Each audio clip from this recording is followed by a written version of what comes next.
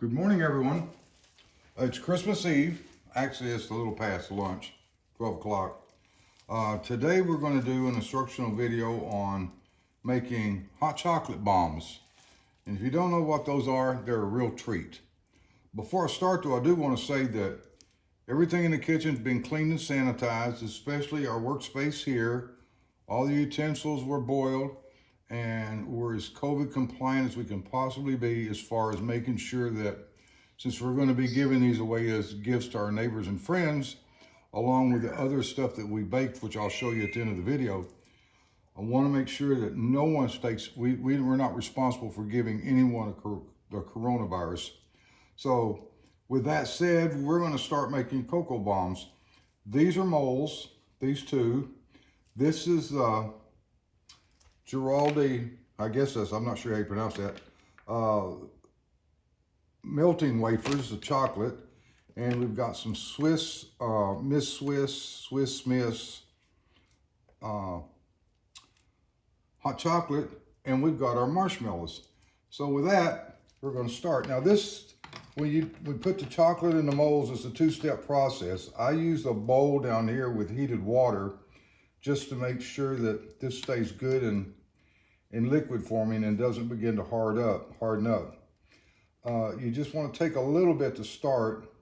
You put it in a mold, and then you begin to work it around. If you put too much in, and always go to the top, all the way to the edge, and try not to go over, because if you put too much in, it's going to pool and settle in the bottom.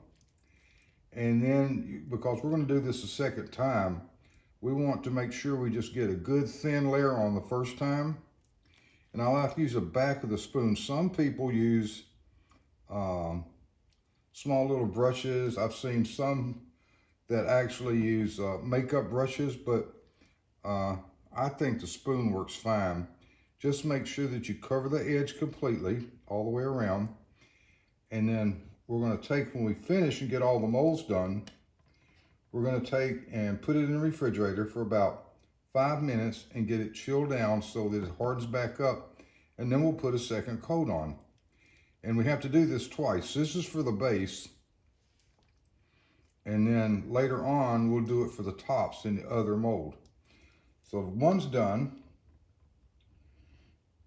And that one's trying to pool a little bit, so try to watch that. And just come around and come up to the top, but try not to go over, because we're gonna seal these two together when we're all done. When we fill in all the goodies and make our magic happen with our chocolate bomb, when it actually bombs and explodes. But it does this, not a messy explosion, it's just a fun little piece of magic. All Santa's elves came up with this thing. So for all you kids out there that wonder about Christmas magic, believe me, it works. This is wonderful stuff. And you just sort of spread it around like that. It's not rocket science for a fact, just the main thing is to get it all the way up to the edges. And if you don't have it completely filled in around and you can see some of the mold, don't worry about it. When you put the second coat on, it'll fill in nicely. So I'm going to turn off the video so we can keep this relatively short. And I'll be back in a few minutes when I get them out of the refrigerator. Okay, it's been about 15 minutes. This one's out of the refrigerator, the other one's in. And it's good and hardened up, good and cold. And there are two types of molds you can use. The metal or the plastic ones that are hard plastic. And they're a little harder to get the molds out of. This one I like, the silicone, because the molds come right out. And look how shiny they are. Is that not unbelievable? How pretty they are? And what I like to do, some people will take and set their molds, and we're going to do that in a little while. They'll set them on take them out and work on them one at a time and put them on in a juice glass, on top of a juice glass, a small one. And that works great for the piping. But for what we're going to do next, I like putting them in cupcake cups because it holds them perfectly and they're easier to work with, and you have to be careful so you don't break the corners off. Okay, so we have all these out. Set this over here. Mask is getting up in my eyes. I hate that. And we're going to take, this is the Swiss Miss hot chocolate mix, and we're going to take and put a tablespoon in each one, just like this. Before I do that, I'm going to put my plate in, and I'm going to warm it up for about a minute, maybe a minute and a half. We'll see. Come on. Okay. And I'll show you what we're going to do with that in a second. That's how we're going to use the plate to help these two shells, the top and the bottom, bond together. And I used there's 3 packs of the hot chocolate mix in the bowl, and probably could have gotten away with 2, but sometimes it's better to have too much than too little. And I'm going to have some left, but not a whole lot. As you can see, there's not a lot there. So we put the hot chocolate in, set that aside, and then I take, now this is where we have fun. This is where we make mountains. Snow-covered Colorado mountains. Of course, I'm thinking of my cousin John Shepard and his wife Jody. They're in the middle of, about to start their blizzard and snowstorm. They're going to get 4 to 8 inches, maybe a foot, later this afternoon and tonight. So our thoughts and prayers are with them. Hope they don't lose their power. Happy birthday, Jody. Proud for you. She got her a super new Apple Watch. John got her for her birthday. And they're wonderful. Not that I promote any products, but Beverly and I own Apple Watches, and we love them. Okay, so the main thing is to keep them away from the edge so that when you put the top on and stuff, mount up as many as you can, because that's what makes it really fun. That's where the magic starts happening. Gotta have the magic. And you know, this is a great interactive project for kids, and it doesn't have to be just for the holidays. It can be anytime. You've got Jessica Clayton and her son. This would be a great interactive project for them. And then you've got Casey Brazil Rodriguez and her 2 young ladies. One of them's a high school senior already. My goodness, time flies. And the other one, well, she's just about as cute as she can be. They're both cute, but this one just has a smile that's a killer, and always gets to your heart real quick. And then for the older guys like us, well, it's just fun. You know, it's one thing to be getting a little older, but you have to remember there's more to life than just misery, and we try to have fun. Beverly and I go out of our way to look for fun stuff to do, and I thought this was kind of fun. So it certainly applies to all ages. Oh, my marshmallows. Do I see my marshmallows? I ran short. Hang on, y'all. What did I do with them? I didn't put them in there. I don't know. I don't either. I thought I set them right here. I'm Jessica. Oh, well, y'all, bear with me for a second.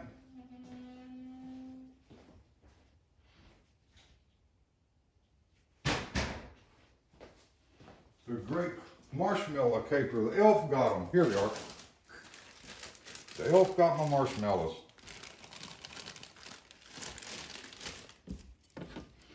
Okay, sorry about that. I thought I was a little more organized. I didn't know it was going to run out.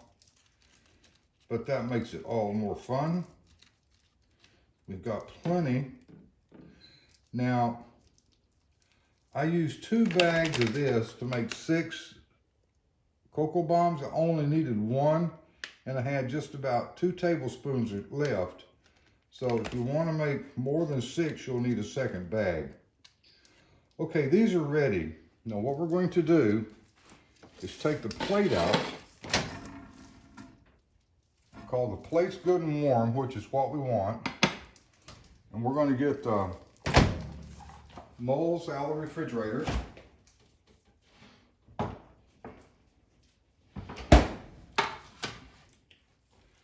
Now this is where it's fun. And this is also where you can get in trouble if you're not careful. Do I have a little juice glass? Yep. Wasn't quite prepared as I thought I was. Sorry about that. Tried to have everything pre-staged and I messed up. Come here, little fellas. Okay. Now, for the moment, we're gonna set this up here because the edges are really fragile on these. So we're gonna take this one, and this plate is warm, just warm to the touch. It's not really hot. And we're gonna move this around until we loosen up the chocolate. Not so much that it causes it to collapse. And then we're gonna set it up here, line it up, just wiggle it around a little bit till it seals. Okay. And then we're gonna, didn't seal like I wanted it to. We can fix that in a minute.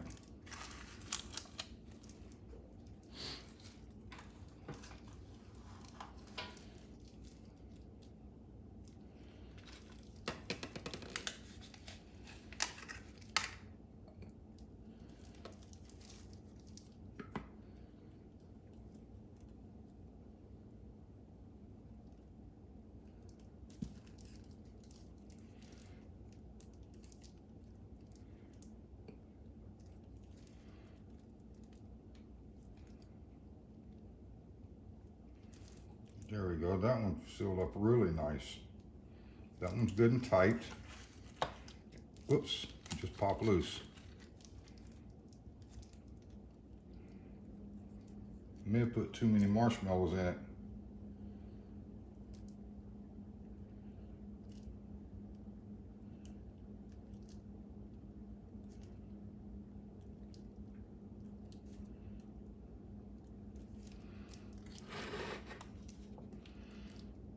Okay, I'm going to turn the camera off and I'll finish, and then I'll come back and I'll show you how I'm going to do the final seal on those. Okay, the way we're going to seal this up, we've got it basically sealed.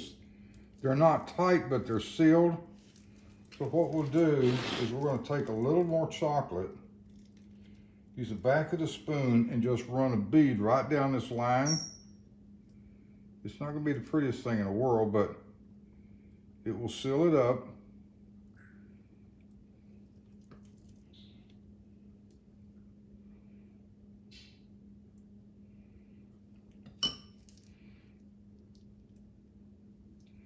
You can spread it around with your fingers because when it hardens back up, which I'm going to put these back in the refrigerator for a few minutes when I'm done, we'll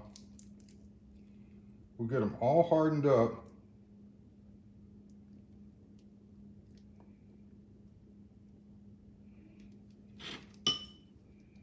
And then I'll go to step 2, which is putting the swizzle on using the white chocolate. And so when you finish, it's going to look about like that. Is that not cool? So I'm going to set this one down, and I'm going to continue on, and I'll be back in a few minutes and we'll start with the swizzle. Okay, I have these done. I took and just sealed them up a little bit. I use the back of a spoon and put some on, spread it around with my fingers. It's not pretty, but it's functional. Some people use small art brushes. Others will use a small piping bag with a very small hole in it, similar to this, and they'll spread it around very thinly and then brush it in. But I'm not that professional. But what I'm going to do now, this is white chocolate. And I'm just going to swizzle. I'm going to try. So This is my first time trying to pipe like this without a nozzle. So we're gonna see how this goes. Let me,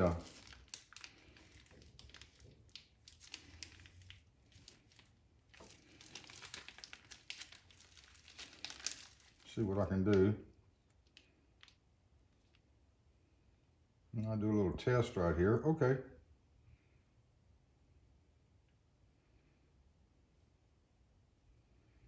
Now, how cool is that?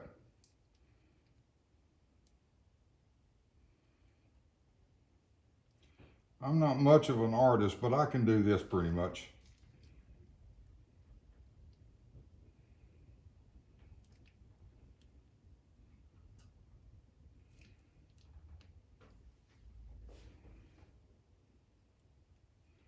Some people make them look so beautiful. I haven't mastered that yet. I guess you could put a happy face or anything you want. Whoops.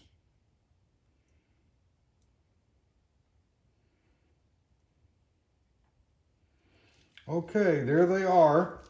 And I'll be back in a minute and I'll show you these all dressed up on the snack trays that we're going to pass out to all of our neighbors. And we'll be back in a few. Okay, here's our big stash. There's our cookies. We already sent Melissa and her family a big box of stuff. That's our Christmas cookies using my special recipe with confectioner's sugar in the cookie recipe. And is it wonderful? Beverly mixed it up and she cut the cookies, and then I took them off the cookie cutter sheet and put them in the oven, took them out, put them on the cooling rack. Then I iced them and decorated them, what decorating there is. And she insisted on making this. This is my recipe from last year.